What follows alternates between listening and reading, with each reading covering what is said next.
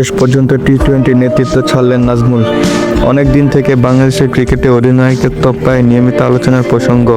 এই অনেক দিনের হিসাবটা করতে হবে 2014 সাল, যখন মাশরাফি বিন মুর্তজাকে টি-20 অধিনায়ক করা হলো তখন থেকে, অর্থাৎ যখন থেকে বাংলাদেশ ক্রিকেট বোর্ড বিসিবি ভিন্ন ভিন্ন সংস্করণে একাধিক অধিনায়ক রাখার পথে চূড়ান্তভাবে পা বাড়ালো সেই সময় থেকেই।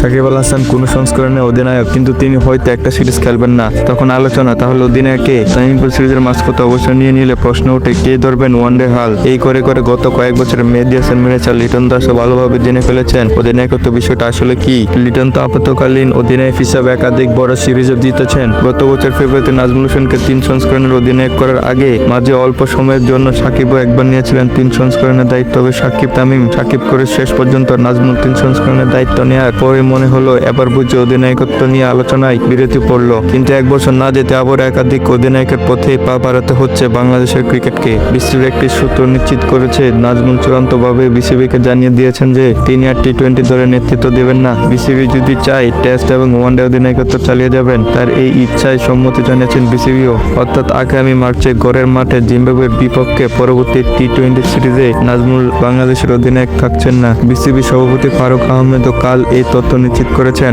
শান্ত ফাইনালি বলে দিয়েছে সে আর টি-20 দলের অধিনায়কত্ব করবে না। আমরাও এটা মেনে নিয়েছি। তবে যেহেতু আপাতত আমাদের টি-20 খেলা নেই, হাতে সময় আছে, এখনই নতুন অধিনায়ক নিচ্ছি না। তবে যদি চোটের সমস্যা না থাকে ওয়ানডে ও টেস্টে শান্তি অধিনায়ক থাকবে। স্বাভাবিক কথা হয়েছে টি-20 অধিনায়ক হিসেবে এখনই কারো নাম ঘোষণা না হলেও কে আসতে পারে নেতৃত্বে সেটা অলিখিতভাবে ঠিক হয়ে আছে। এ মাসের শুরুতে লিটনের নেতৃত্বে ওয়েস্ট ইন্ডিজে 3-0 টি-20 সিরিজ জিতে আসার পর বিসিবির জন্য সিদ্ধান্তটা নেওয়া সহজ হয়ে গেছে।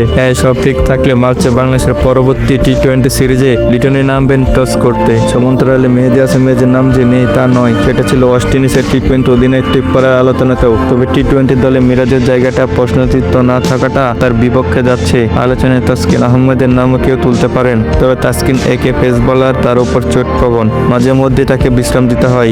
সম্ভাব্য অধিনায়ক হিসেবে তাসকিনও তাই বিসিবির ভাব। গত অক্টোবর দক্ষিণ আফ্রিকা সিরিজের সময় প্রথম জানা গিয়েছিল ব্যক্তিগত কারণে নাজমুল কোনো সংস্করণে আর অধিনায়কত্ব করতে চান না। ব্যক্তিগত কারণ বলতে ব্যাটিংয়ে আরও বেশি মনোযোগ দেওয়া এবং সামাজিক যোগাযোগ মাধ্যমে নেতিবাচক আলোচনা থেকে নিজেকে দূরে রাখা। যদিও অধিনায়কত্ব পাওয়ার পর ব্যাটিং নিয়ে কিছু সমালোচনা হলেও মাঠে নাজমুলের নেতৃত্বে প্রশংসিত হয়েছে সবসময়। অধিনায়কের দায়িত্ব ছাড়ার ইচ্ছা প্রকাশ করার পরও বিসিবির তাকে দায়িত্ব চালিয়ে যেতে অনুরোধ করার কারণও এটাই। নভেম্বরের শুরুতে শারজাহ আফগানিস্তানের বিপক্ষে ওয়ানডে সিরিজেও তাই নাজমুলকেই অধিনায়ক রেখে দেওয়া হয়। কিন্তু কুচকির চোটে পরে 3 ম্যাচ সিরিজে শেষ ম্যাচটা খেলতে পারেননি তিনি। যেতে পারেননি ওয়েস্ট ইন্ডিজ সফরেও। ওয়েস্ট ইন্ডিজের বিপক্ষে টেস্ট এবং ওয়ানডে সিরিজে আপাতকালীন অধিনায়কের দায়িত্ব পালন করেন মিরাজ। আর টি-20তে তো ম্যাজিকেই দেখালেন অধিনায়ক লিটন দাস।